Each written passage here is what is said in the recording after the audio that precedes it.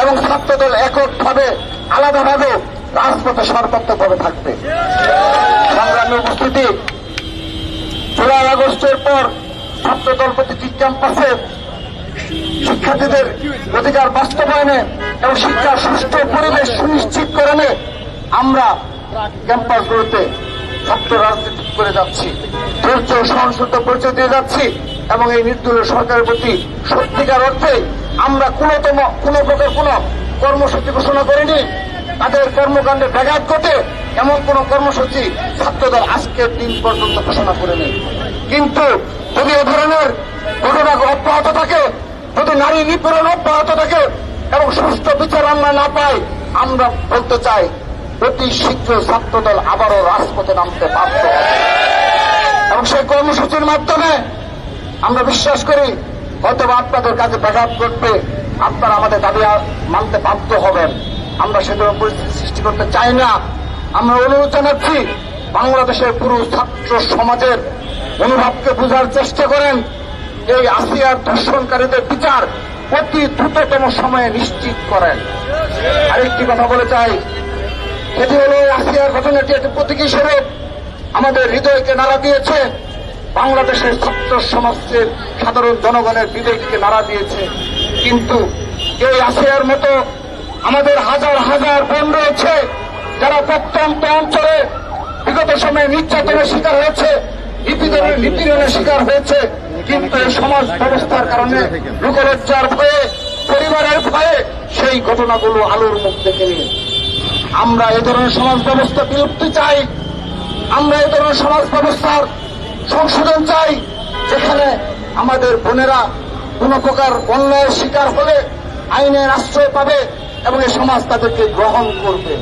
আমরা সে ধরনের সমাজ ব্যবস্থা চাই।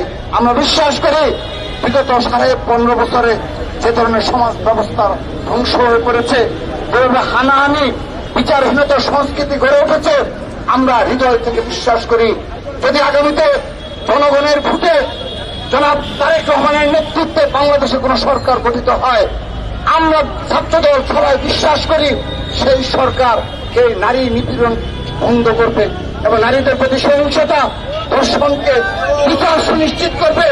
আমরা সেটা আশ্বস্ত করতে চাই, আমরা সেটা বিশ্বাস করি। সে কারণে আমরা যে নির্দলীয় সরকার রয়েছে, আপনারা যতদিন রয়েছেন ততদিন দয়া করে আজ থেকে আপনারা আরো বেশি সচেষ্ট হন। প্রতিটি ধর্ষণ, নারী নিপীড়ন, নারীর প্রতি সহিংসতার ঘটনার দ্রুততম সময় বিচার সুনিশ্চিত করেন এবং অবশ্যই আইন শৃঙ্খলা পরিস্থিতির উন্নতি করতে হবে। যদি আইন শৃঙ্খলা পরিস্থিতি উন্নতি করতে না পারেন, আমরা আপনাদের উপর আঙ্গুল তুলতে বাধ্য হব। আপনারা আমাদেরকে বাধ্য করবেন না। যেভাবে ছিনতাইকারীরা চারপাশে ঘোরাফেরা করছে, সন্ধ্যার পর হলে আমাদের ঢাকা বিশ্ববিদ্যালয়ের শিক্ষক এমনকি ছাত্র দলের নেতা কর্মীরা আক্রান্ত হচ্ছে। আপনারা দেখেছেন গতকাল নারায়ণগঞ্জে ছাত্র দলের আমাদের ভাই অপূর্বকে ছুরিকাঘাতে হত্যা করা হয়েছে। অর্থাৎ এখানে ছাত্রদল, সাধারণ শিক্ষার্থীরা, এমনকি ঢাকা বিশ্ববিদ্যালয়ের শিক্ষক সহ বাংলাদেশের সকল শ্রেণীর মানুষ ইতিমধ্যে আক্রান্ত হয়েছে এবং এই ঘটনা দিনের পর দিন বেড়েই চলেছে। সেজন্য আজকের এই মানববন্ধন থেকে আমরা স্পষ্টভাবে দাবি করছি, আপনারা আইন শৃঙ্খলা পরিস্থিতির উন্নতি করতে হবে। সোশ্যাল মিডিয়ায় নারীর প্রতি যে প্রপাগান্ডা ছড়ানো হয় এবং নারীদের প্রতি যে বিরূপ মনোভাব প্রদর্শন করে সোশ্যাল মিডিয়ায় এক ধরনের সহিংসতা তৈরি করা হয়, আমরা তারও নিন্দা জানাচ্ছি এবং তারা বিচারের আওতায় নিয়ে আসার জন্য দাবি জানাচ্ছি।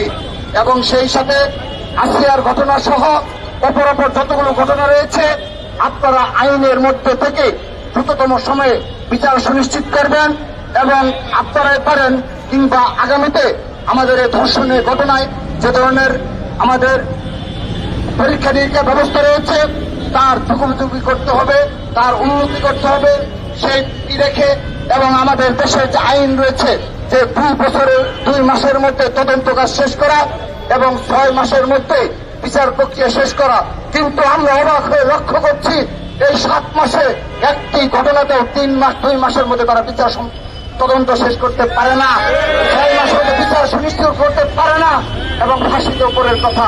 সেজন্য আমরা এগুলো এই আইনের সঠিক প্রয়োগ দাবি জানাচ্ছি এবং সেই সাথে বাংলাদেশের থেকে নারী নিপীড়কদের বিরুদ্ধে, দর্শকদের বিরুদ্ধে ছাত্র দলের সকল পর্যায়ের নেতা কর্মীদের সজাগ দৃষ্টি রাখার আহ্বান জানিয়ে এবং তাদেরকে আইন শৃঙ্খলা রক্ষাকারী বাহিনীর সাপোর্ট করার আহ্বান জানিয়ে আমি আমার বক্তব্য এখানে শেষ করছি।